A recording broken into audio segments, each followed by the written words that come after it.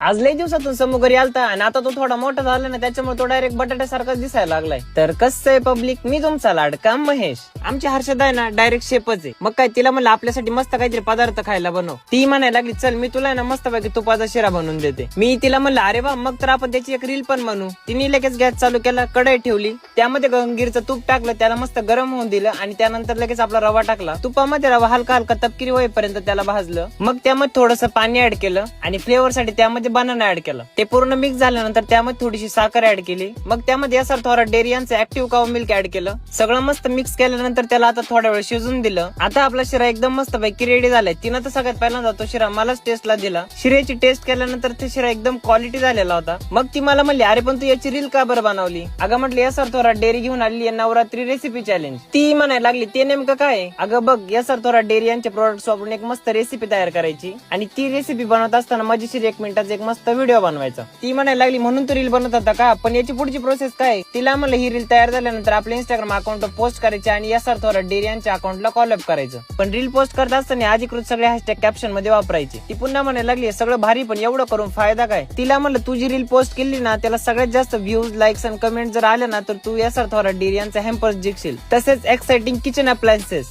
असं ऐकताच ती म्हणायला लागली पण यांचे प्रोडक्ट्स कुठे भेटतील. संगमनेर बस स्टॉपवर नवीनच यासार